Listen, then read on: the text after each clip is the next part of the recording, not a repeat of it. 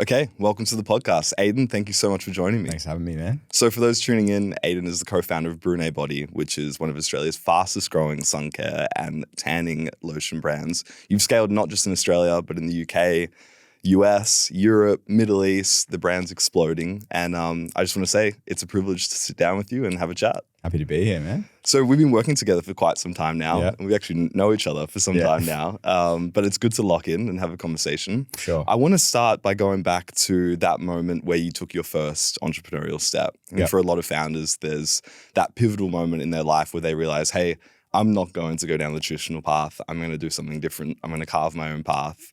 Was there a certain person or an event or an idea that you had that really triggered that entrepreneurial flame inside of you? Yeah, 100%. Me and my business partner, Michael, went to high school together. So he was a kind of an integral part of the journey to start to do Brunae. And I've known him for probably the better part of like 15 years now. So met when we were like 12 years old, 27 now. So yeah, 15 years. So quite a while. And in high school, we'd always kind of talk about, business ideas, and they never really went anywhere. But after high school, I was working in finance, kind of for like a hedge fund, and Mike was studying, and COVID hit. And, naturally when COVID hit, you're just like, what are you going to do with your time, right? So I approached Mike and I said, what about e-commerce? Like, started talking about some business ideas, and we just had some like casual ideas there. But I'd also worked for a company in my first year at uni, and there was a guy selling like laptop batteries from like Dell, Mac and all that. And he'd get them from China.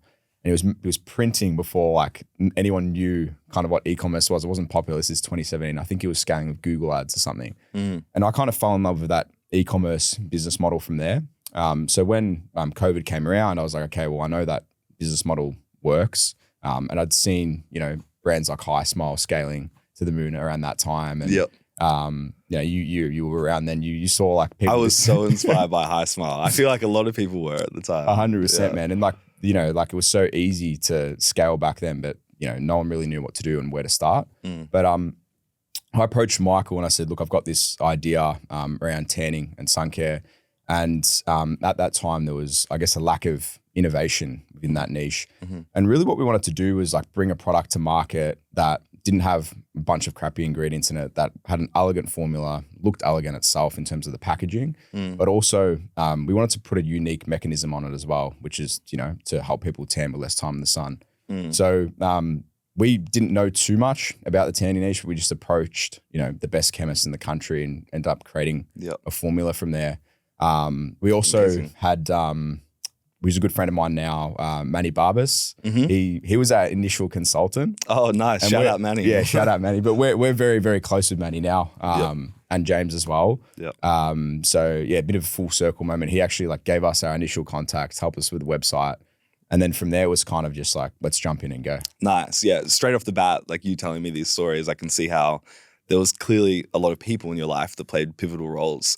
I want to take a quick step back though, because you mentioned a lot of things there. So you were studying finance, or you're working in finance? Yeah, so working in finance at that time. Yeah. And what would you say, were there any key lessons from that you've been able to bring into running an e-commerce brand?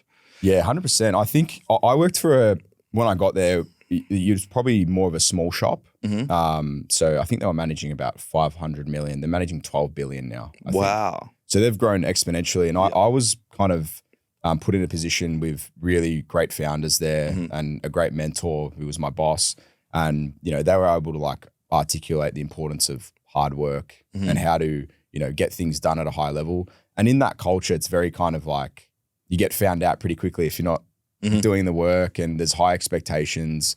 So I guess that played a good role in, building the person I am today, because it's like, you almost at times like just a cog in a machine and you have to perform. So it's like a performance culture. It's almost like a footy team, especially in investment management. It's like, if you're not in the top four, you're not getting money. And then the middle of the table, they can do a bit better. And then bottom four is like relegation. That's the analogy they used to use. So that played a good part in terms of like developing my work ethic and ability to go and learn new things and not have excuses behind it as well. Yeah, no, that makes sense. And I'm sure there's that other side of it as well, where I feel like so many e-commerce entrepreneurs jump in without understanding the P&L and the balance sheet and unit economics. And you kind of learn that second. I know for me, it was just a matter of, is there money in the bank? Yes or no?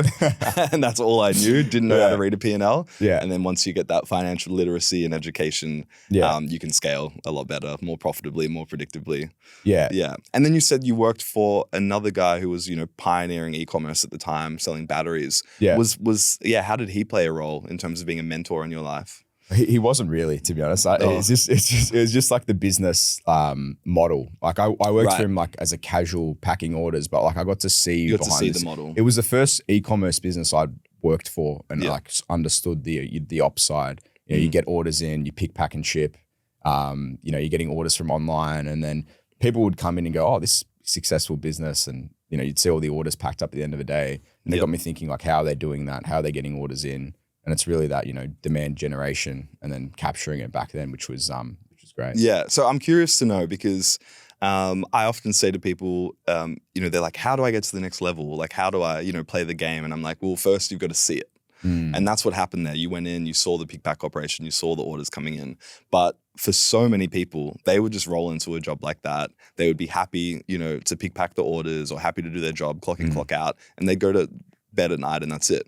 But you were different. You looked at it and you went, like, how can I get involved in something like this? Where do you think that actually comes from for you? Yeah, I don't know. I think it's always just having a bit of curiosity, right?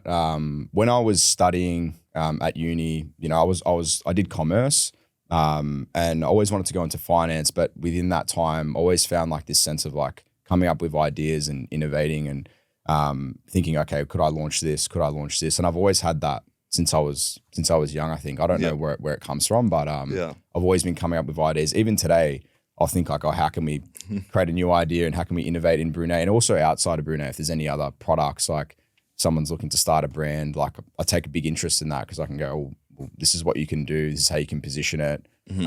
So I've always had that curiosity kind of behind me. I don't know. That's great. I can relate to that. Absolutely. Yeah. That's the entrepreneurial blessing and a curse. Yeah, for Just sure. mind's constantly going. Yeah, it's a chaotic mind. So you met your now business partner over 15 years ago. Yeah. And you had a lot of ideas before Brunae Body. Yeah. I think people, when it comes to business partnerships like that, they can go one of two ways. And I've experienced both. I'm sure maybe you have as well. I want to talk about what that initial feeling is like when you meet the right person. What is that initial conversation like when you're going, hey, you know, we've got this idea, let's do it together. What does the basis of a really good partnership look and feel like right in the early days? Yeah, I think it starts with trust, first thing. So we've always had like a lot of trust for each other in terms of, you know, scaling together and growing together. Yeah. Alignment's And is important. that because you were friends first? Yeah, I think so. Like we've always kind of never had to worry about someone else like pulling the wool over their eyes and things like that. So I think it starts there, and then alignment and work ethics super important as well. And then just having those skill sets that kind of complement each other. We're very different people. Yes. Like I'm quite paranoid in terms of things, and he's more just like, it's going to be all good and push through. Right. I'm always thinking about like something coming around the corner that could affect us, or when we're growing, it's like, how do we maintain this and not fall off? Whereas he's a bit more chilled and mellowed out in that way. So we complement each other there really well. It's the yin and the yang. Yeah, correct. Yeah, I like that. So talk to me about that. What are your complementary skill sets that the two of you possess? Yeah, it's a bit different. I'm a bit more like, I think analytical, focus a bit more on strategy, I'd say. Mike's just an absolute workhorse as well. Like he'll get things done. He'll work really hard. He's got a good attention to detail, especially as it relates to marketing. Yes. In terms of our roles in the business, Mike's more focused on like the influencer marketing content piece. Mike's the media buyer as well. And I'll do more of like the other side of it. So we still have a lot of crossover. When you say the other side, do you mean operations? So yeah, some of the management. Yeah, so operations, inventory, finance, strategy, but I also have quite a big, you know, role in terms of like that creative side as well. Okay. So I do enjoy like that direct response marketing, funnel optimization, all that. Oh, great. And that's what we have, you know, that's Can't what wait to talk about that. Yeah, 100%. And that's where we have like good crossover there. And we're just trying to kind of fill those gaps. But I don't like things like, you know, social media content and things like that. I don't know if he does either, but he's better at it than I am, and branding and all that stuff. So he's got a very like particular way he wants things branded, which is, you know, how I think we complement each other there. Yeah, awesome. Okay, so you've got this idea. You want to do Brunae Body. Yeah. Talk to me about, because was this your first e-commerce venture? Yeah. Okay, nice. So talk to me about that process of going, okay, we know what we want to do, but like, where do you even start when it comes to executing something like that? Yeah, I think the first thing is like developing a good product. Yeah. And that's what we did at the start. So just going back to that kind of origin story, when we got our first few samples, it was just a massive process of like iteration, test, make it better, optimize it. Then when we had it in a good spot, we would give it out to like all of our friends and family. So everyone we knew that we could, that you know, was breathing, we gave the product to test. So then we had really good feedback from that, and we had the confidence that, you know, our products were good, and we've just carried that same process across new products as well. So I think the product is the first part. Because then when you have a good product, you've got the confidence to execute, you know, marketing that's, you know, not too like black hat, right? Like you're selling something that actually works. You're not selling some, you know, supplement from China that doesn't even have any good ingredients in it, right? That's just like some filler. You know, it's a product that you know and you have confidence in that actually works. And you know people are going to come back. Correct. That's the other part of it, right? That retention play. Yes. So I guess from there, it's like, how do we distribute it? That's right. You know, so how do we actually get the product out, create demand, and then capture that demand as well? And for the first kind of 2 years of the brand, we struggled with that immensely. So our initial kind of phase was, and this is where Mike has been absolutely killer. He would database influencers, he'd sit there for hours and find influencers, and we'd just gift product out to them. So we started out at 50 a week. Yep. That was our way to generate demand. So we didn't actually start off with media buying or meta ad spend or anything like that. We just started off in that pocket of like influencer managing. So that was the first 2 years of the brand. Around maybe first year, we started dabbling in meta like in the second year, but probably late into that second year is where we started to, you know, be able to spend profitably on first order, right? On meta. Okay. Yes. And I think that journey of understanding, okay, we need to send products out to these creators, get content back and repurpose that for ads. We didn't realize at the time how valuable that was. We were more so sitting there going, all right, there's a hot day coming up. We're going to get people to post. That's when the sales are going to come in.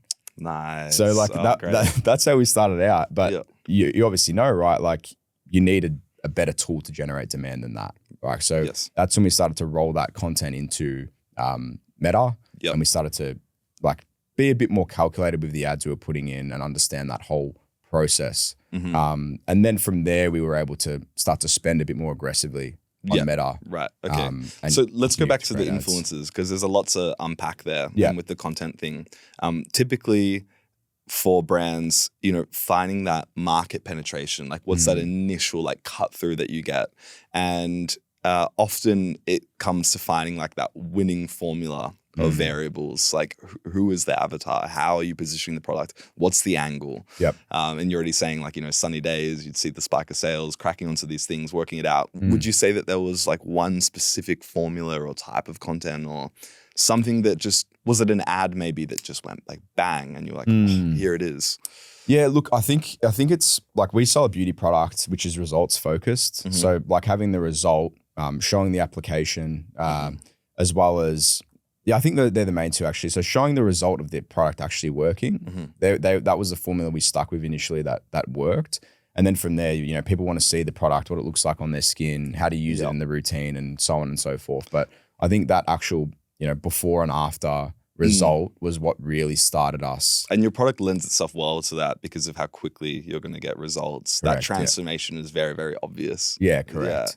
Okay, nice. Yeah. So you're seeding the product, you're getting the right content, and then you're saying after a year there or 2 years, you got the paid ads dialed, and then that was really just fuel on the fire. You had the content already, and then you started scaling up. So what did that look like? Was it quite quick in terms of the growth once that was unlocked? Yeah, look, we used an agency from probably the back end of that second year, and they were the ones that really helped us scale on Meta. So we didn't really know much about media buying, but we had like an unlimited content stream. Yeah. And which this is like 90% of the battle. 100%. And this is like music to an agency's ears, right? Totally. Especially a media buying agency. So they kind of came on as a performance agency. They would clip up all this content, create ads based off like, I don't know, say we had 5,000 assets in there. They were just continually churning out ads. Wow. So huge. And we still have content coming through each day now. I think now what we do a bit differently is we have that content coming through. There's a lot we can touch on, like in terms of like our affiliates, TikTok shop content coming from that. Maybe we leave that for now, but the content we have coming through is amazing, and that sits there. And generally, that's like we send a brief to the creators, and they'll give us the content back. But what we do differently now as well is we kind of like to hunt with a bow and arrow.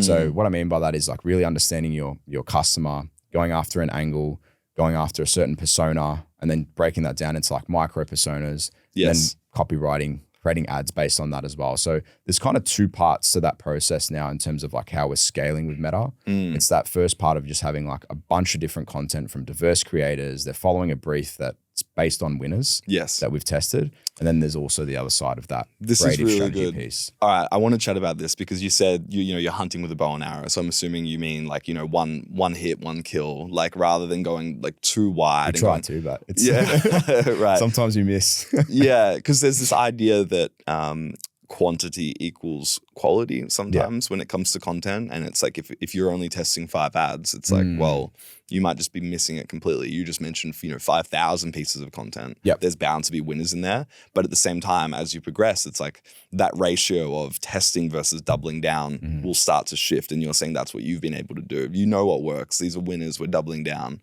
So I guess there's 2 questions here. The first one being, as a brand, like when do you know to test? When do you know to double down? It's a good question. I think to unpack it, I think to test, if you're starting out, you need to test as much as possible. But conversely, if you're scaling, you also need to test as much as possible. So like the way Meta works, right, is if you've got just one angle you're going after and one persona, there's only so much you can push to that angle. So if you take like a supplement brand, for instance, and this is why supplements are such like an attractive niche for people, because the TAM is so big and there's so many angles. So I think the best way to kind of describe this is like, imagine you've got a supplement that is good for gut health, but also good for brain fog. And then within those 2 angles, you've got like 50 personas underneath them. So you've got the 24-year-old girl who's got gut problems. She can't drink milk. She can't have dairy.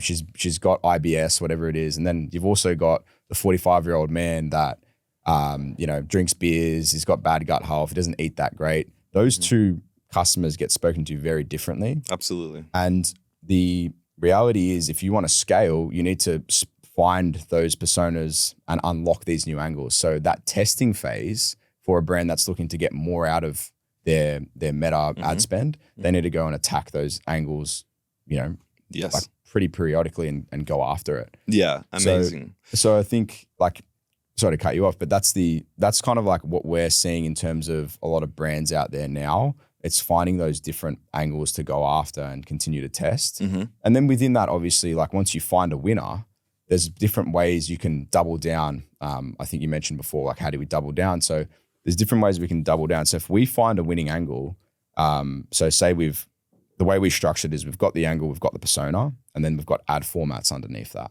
Okay. So with these ad formats, say you've got a static ad that pops off, speaking to one avatar. Then you go and go, okay, well, let's do a UGC ad attacking that angle. And then the next thing is, okay, let's do a founder ad also going after that angle. Let's do an AI claymation ad going after that angle. And then you just keep doubling down and trying to juice as much as possible after that winning angle there. Okay, so just to summarize that, at the top layer, you've got angles, like how are we selling this product? Underneath that, you've got avatars, because each angle, you could be speaking to different people, the young girl, the older guy. And then under that, you've got content formats. And that's your static image, that's your UGC video, testimonial style. Right, okay, we've got that visual there. Just quickly, you mentioned that you hired an ad agency to run your ads in the early days. Often I say to people that I think it's one of the highest leverage skills, and it's something that should be done in-house, in my opinion. However, you took control of the content completely. And I think where a lot of people go wrong, and this is the big difference here between you and others, is that they're relying on that agency for everything, for their content, for their ad buying, and they're not going to get 5,000 ads from an agency. It's just not the reality. You're only going to get that if, 2 founders like yourself are there just hustling, burning through lists. So what would be your message to brands that have gone out and they've hired a media buying agency and they're not getting results? They're going, my ads aren't working. They're blaming it on the agency. Yeah. What would you say to those people? Yeah, I think what we did quite well at the start, Noah, is we liked to do everything in-house so we could get a base understanding and ensure that like no one's pulling the wool over our eyes when they come on as an agency. And I think that also penalized us because it takes longer to do things and your time's more spread. But I'm very happy we did do that. So my advice would be just to learn as much as possible as a founder. So when you do get an agency on, you know what to look for and you actually know what your business needs. So as a founder, you should know, okay, well, we need to do creative. And if you hire a creative agency, it's like, well, what levers are they actually pulling? Are they just, creating static ads using AI or are they asking the right questions? Are they doing deep research on your customer? Are they understanding where your customer, hangs out, how they talk, where to find information on these people? Are they delving deep into like these micro angles, micro personas? And being able to understand that, you'd be able to identify a good agency and what that looks like, if that makes sense. Yeah, that makes total sense. So jumping back to, angles, personas, formats, because this is quite fascinating and the way you're explaining it, is making a lot of sense. I'm sure it's valuable for the listeners. Would you ever, let's say you're starting a new brand, right? And there's a million ways to sell a product, like you were saying. You could take the example of, I had a skincare company called Tommy Skin. It was a face mask. And there was a ton of different features to that product, like what it did for the skin. It could hydrate your skin. It could help with acne. It could remove blemishes. It could be just a self-care routine that, is more about, looking after yourself. Yep. And in the beginning, we're just rapid firing everything. Yeah. And we kind of looked at the data and we let that inform where the brand went as a whole. Because if you sell to everyone, you're selling to no one at times. So it's like, you mentioned some very, very wide like personas like this, 40-year-old guy, 20-year-old girl, completely different angles, avatars. Once you see the data and you see what works, would you ever pivot the brand to be solely focused on that niche and that pocket of customers? Or would you keep going wide and keep trying to sell to everyone? What are your thoughts on that? Yeah, that's a good question, man. I think it's really dependent on what the brand is and what you're selling. So for us, it might be a bit harder because, we have a certain customer, like we're 95% female. But did you know that day one? We made the business to go after females and all the branding around that, the way we talk, the brand voice, all that is after females. Yes. We are seeing more men come through now. Not so much in like Australian markets, but overseas markets, like especially the Middle East. A lot of the men like buying tanning products there. Okay. Don't know why, but maybe it's for their partners. They don't have enough sun over there. Yeah, I know.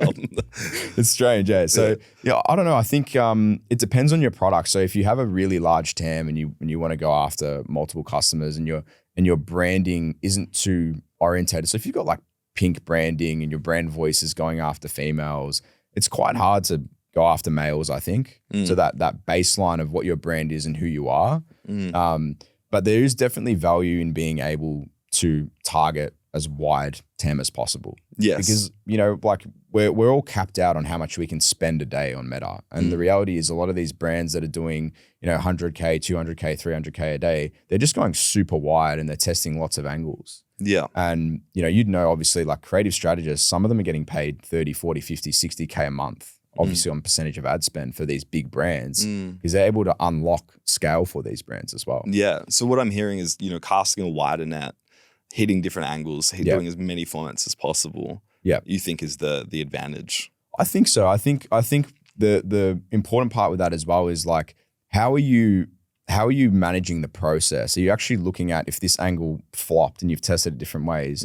Okay, you know that now, and you're not going to go there again, or at least you're not going to go there again the way you have in the past. You might test another variation of it. But, being able to have a process that goes, well, we know this works, this one here works, this doesn't work, and being able to understand that. And over time, you'll figure out maybe that you've only got like 2 angles to go after. Yes. Or 3 angles to go after. Yeah. But I still think there's value in going into understanding your customer more and trying to find like these micro personas. So like one of the things we're doing right now is we'll have a TikTok account that's purely focused around summer, tanning, lifestyle, all around that. And with one of our performance marketers, he'll just go and scrape comments and see how they talk to each other. Nice. And that language we're putting in the ads, we're putting in the statics. That's great. And that part we're trying to hook that up into ClickUps now and have it like automate each week, and we can get into that. But Very good. Well, let's talk about that because this is, we're in the world of agentic AI now. And, I used to say this to people as well when it comes to finding new angles, Reddit is your best friend, Trustpilot, product reviews, competitor reviews, comments in the section. So do you still have people manually scraping through or are you starting to automate that with AI? Wait, I know you've been on your AI shift lately, man. So I'm not on your level yet, but the boys I say Michael and Mo, who do most of that stuff.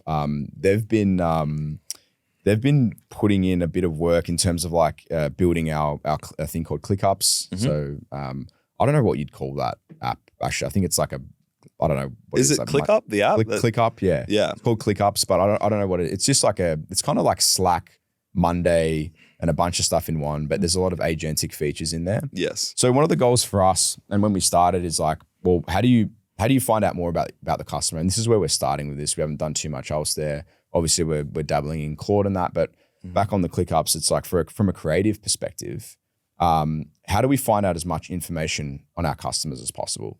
So firstly, like, where do you look? Well, if you've got no customers, you don't have reviews. We have reviews, so we'll get information from reviews. But if you didn't have customers, you'd start with your nearest competitor and go through their reviews. How are they talking? What are their problems? What do they like about the product? What do they hate about the product? The same old thing that, you need to do your research. You're finding that in competitor reviews. Then, as I said before, you're going and finding comments on social media. And that's where I think a lot of the gold is. Right. Finding these comments of how they're talking about something related to your product, not only from a paid perspective, but from an organic perspective, so you can put your brand next to these things that people are doing whilst they're using the product. Like, so that summer, like lifestyle, how are they living summer? And especially for us, we're multinational. So we need to understand how people are talking in the US, the UK, the Middle East, and try and create content that hits all of them. Obviously, we can't do everything at a high level, but the three main markets, US, UK, Oz, so we're trying to understand them to the best of our ability. Yes. Finding those comments there. Also, comments on your ads as well. So how are people speaking on the ads? And then the other part of it is just like surveying your customers and actually getting on the phone at times. So we're trying to build something now that kind of funnels all this information through into like a brand document. I'm not like technologically advanced by any means with this stuff. So like I understand what it needs to look like, but putting it together is another thing. This is amazing. There's just so much gold in here. Yeah. Like you mentioned a ton here. So surveying the customers, genius, looking at the comments on organic posts, but looking at the comments on paid posts. And this is really interesting as well, because not a lot of people realize that, when customers see ads, often the first place they go is the comment section. Yeah. So what are those top few comments that has a huge benefit on selling? Okay. You mentioned the global side, and I want to touch on that in a minute because I love, localizing content for different areas, and it sounds like you've got some really good strategies. But before we do that, just finishing up on this whole brand angle side of things, because you're very good at branding. You guys have done a great job building brand, and you also have that analytical, that data side with ROAS. Brand and ROAS don't always go hand in hand. Often you're either optimizing for one or the other, or maybe both at the same time. But there's a time to be flexible and there's a time to be stubborn with them. Yep. So would you ever sacrifice one for the other when it comes to brand versus ROAS? I think from a paid perspective, naturally you have to sacrifice a bit of brand there. If you want to create real, formats that are diverse and different, sometimes you just have to create content or put content out that isn't that aligned to the brand. We don't ever stray too far away from it. Like, we're not going to go crazy, but what I mean by that is, all right, well, screenshot of a Reddit post isn't really on brand, but it can convert in the ad account. Screenshot of some DM isn't really on brand, but it can convert in the ad account. And we've always tested really wide. So I think naturally we have sacrificed potentially a little bit of brand there, but also we're very like aware of what we're putting out to and making sure that if there are ads that are going out, we're trying to make them still look like they're coming from Brunae Body. So when you say you've sacrificed brand with an ad, I know you sacrifice in the short term because it might not be on brand, but then you see this ad becomes extremely profitable for you. Does it then work the other way and that actually informs the brand on where you need to take it next? Yeah, I think so. I think so. I think you're getting customers in the door and then the brand kind of takes care of their experience as well. So if you've got a good product, you get the product out to them quickly, right? And you're giving them lots of great marketing after they've purchased, and they're seeing content that's coming through from an organic perspective. They've followed you.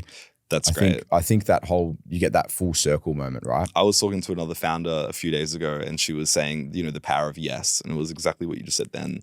Yes, I got my tracking number. Yes, I got the alert. Yes, it arrived quickly. Yes, the unboxing was great.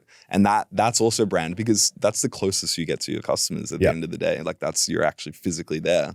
Yeah. Very interesting. So let's go to your global expansion, because you've launched all around the world. Yep.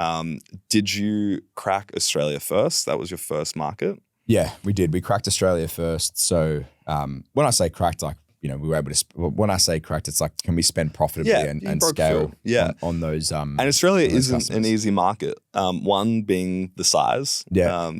And two, I think that if you can crack Australia, it does set you up to go global. For sure. Yeah. Yeah. So we obviously learned like what ads work in Australia, and we understood how to scale that channel better. And then we understood how to get content distribution out, so generating demand and capturing it. And then we just basically applied that, that philosophy to these other markets.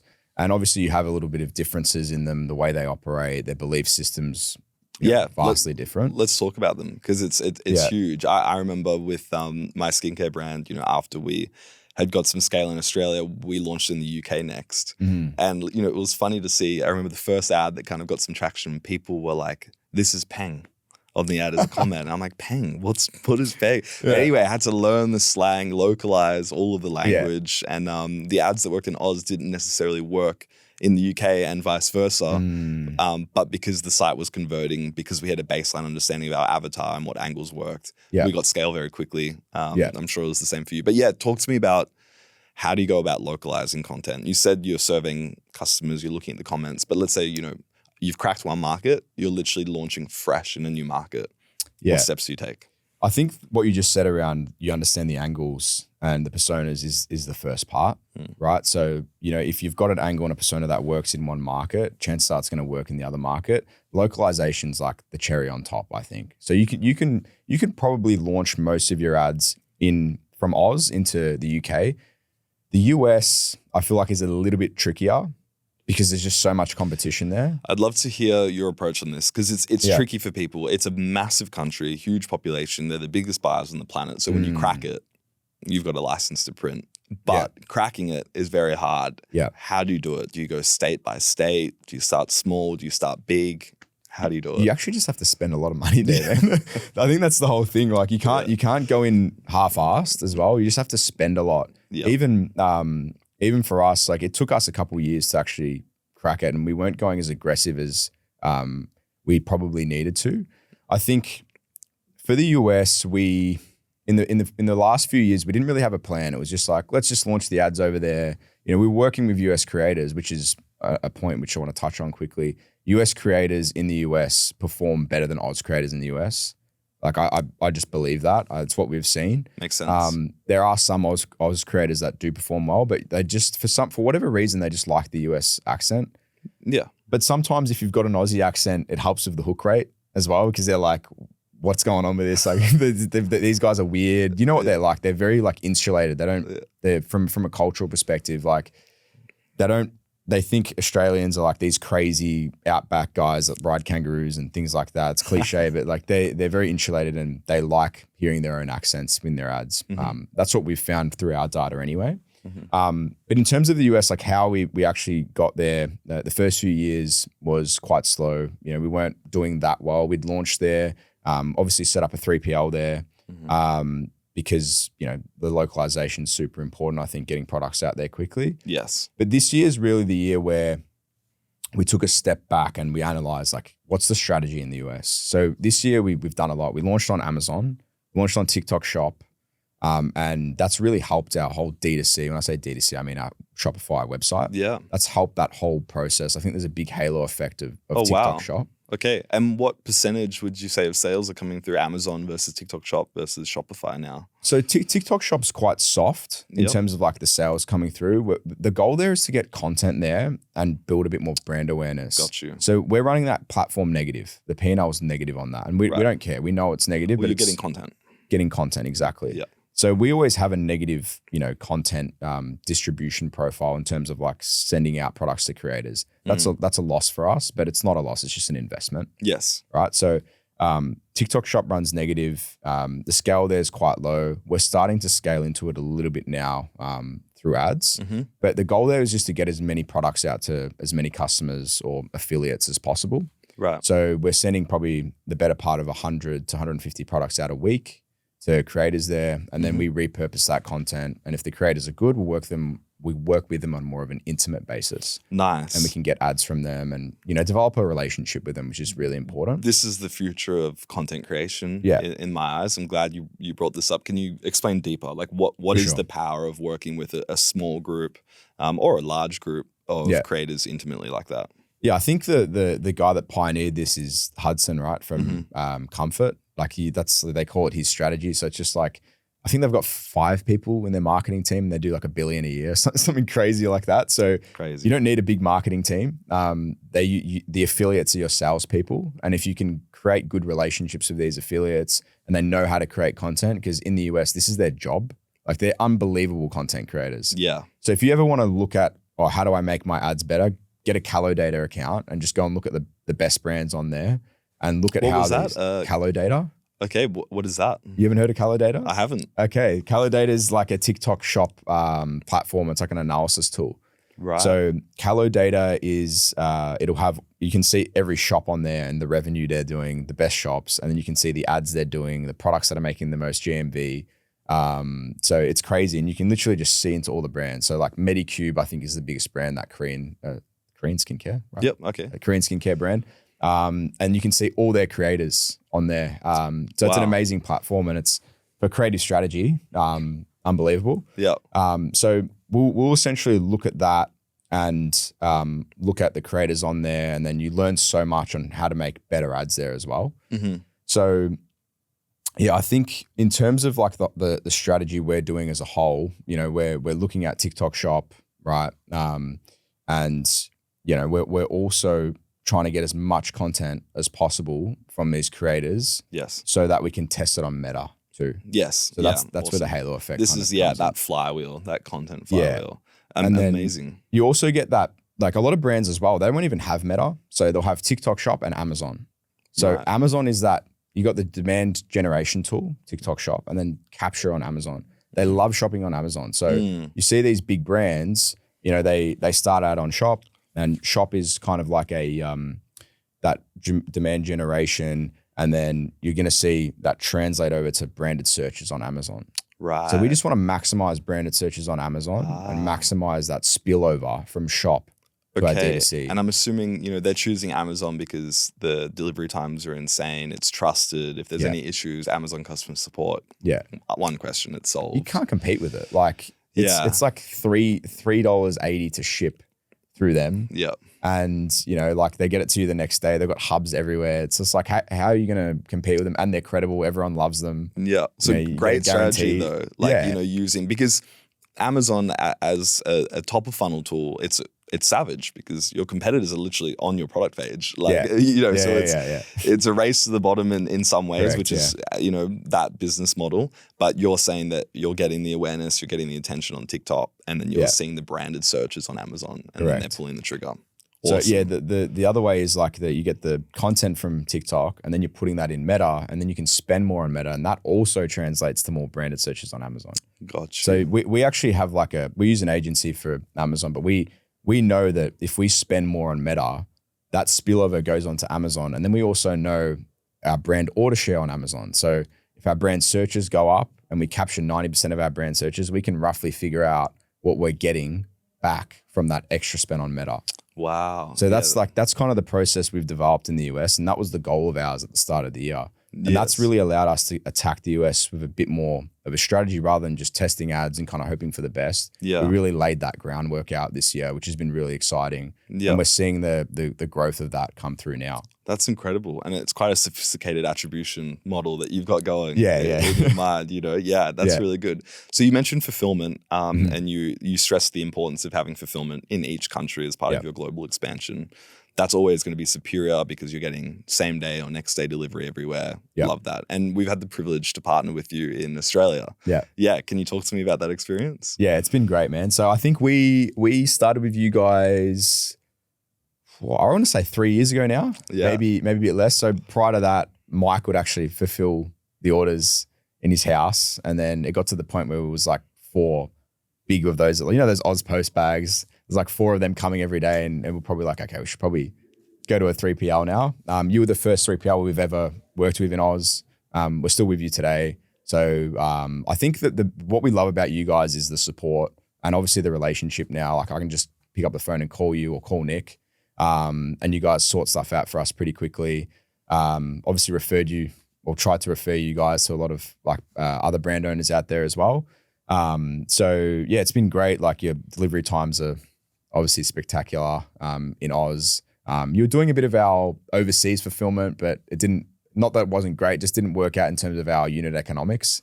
Just so expensive to ship to like the UK and the Middle East and that. So, but that's been great as well. So we couldn't be happier with you guys and looking forward to a long partnership. Oh, awesome. Likewise. Yeah, I just want to say it's been a privilege to have partnered with you. We're just so happy that we could be, a part of your growth journey and to 100%. See it, 3 years ago from where you were there to now, being stocked in retail, Chemist Warehouse, exploding overseas. That's so, so good. Yeah. A lot of brands look at a Chemist Warehouse deal or a big retail deal like that as, a North Star, like, which is, and I want to hear the real version of it, of what it's like doing it. So, how did that affect the brand? How did that come about? And has that been really good for you? Yeah, it's been really exciting, man. It was obviously a goal of ours from the start. And before we get into that, to give you guys a bit of a shout out, you guys have helped pack those orders into Chemist Warehouse, which has been it's pretty tricky to do so as well. Like they have a lot of different weird,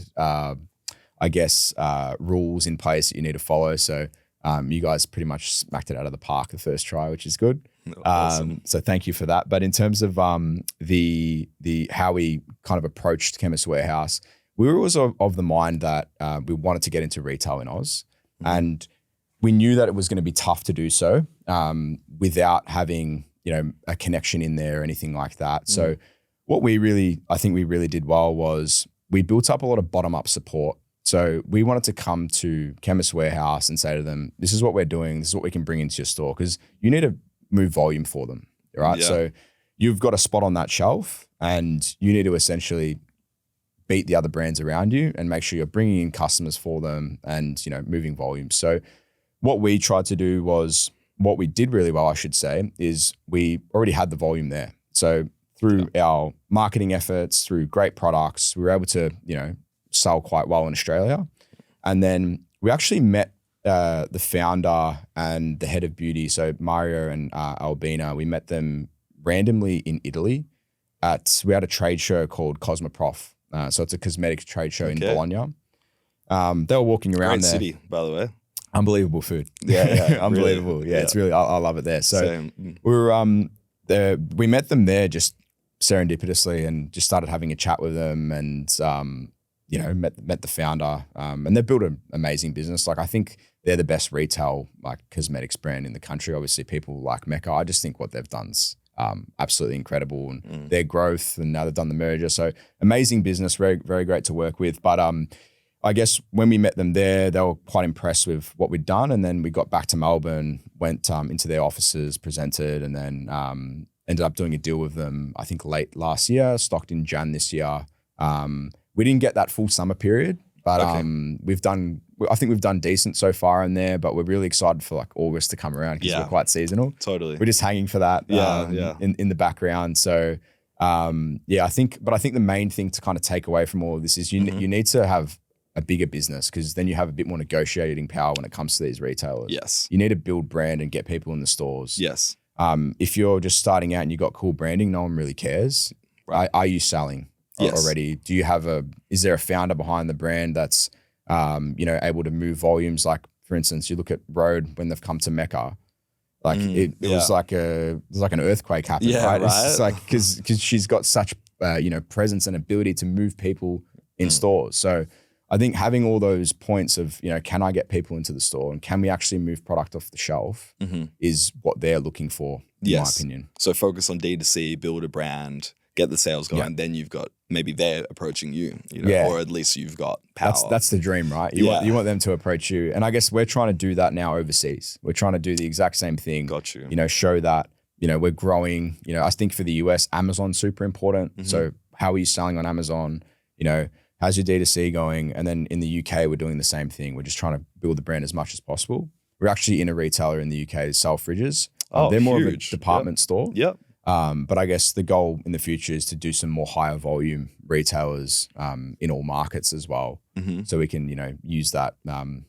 I just think that that's where our brand belongs as well. Yes. Because it's so convenient to go in stores. Like you walk out of here, there's a Chemist Warehouse 2 Ks away. You don't have to wait for shipping to come in. As fast as your shipping is, sometimes it's not as convenient. So so I think that's kind of the play for us, along with those new products over the next kind of few years. Awesome. No, it sounds so good. I've taken so much out of this conversation. I think, to highlight some of the things that really struck me as just gold was, your ability to think differently when it comes to attribution, analytics, paid advertising, and ultimately that content engine and that flywheel that you've built. I think that for any brand, that is key. You mentioned the brand comfort. The brands of the future are the ones that can push out the most amount of content. They're media companies. It starts with a good product, like you said, but then it's who can make the most content, who can get the cheapest awareness at scale.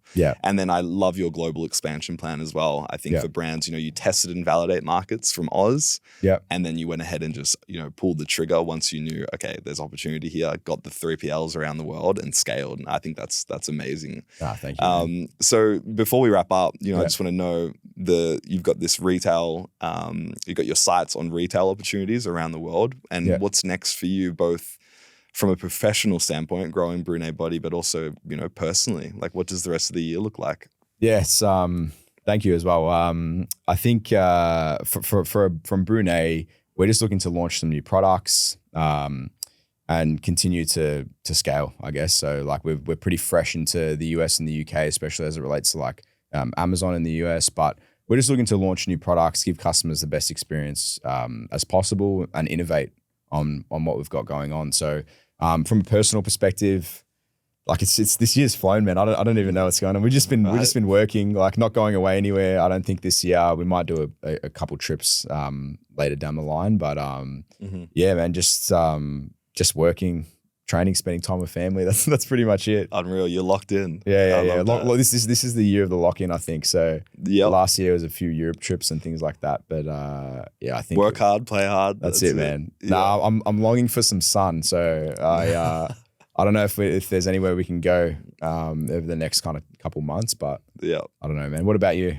For me? Yeah. Well, man, it's, I put some ads up live recently in the ad account talking about Black Friday. And that was the moment where I went, wow, this year has flown. It's crazy. Yeah, it's stuck June. But no, year of the horse, it's been wild. I'm similar to you. Like last year, a lot of traveling. It was really nice. It seems to be, what's happening right now. But this year, it's been a lock in. Ever since February, I feel like February till now has just been. It's been go. Yeah. And just buckling up for Q4. That's always, huge for all of us. Yeah. But Aiden, I just want to say thank you so much for taking the time to sit down with me. It's been great to chat. Always a pleasure, my friend. Dude, awesome. Thank you, bro.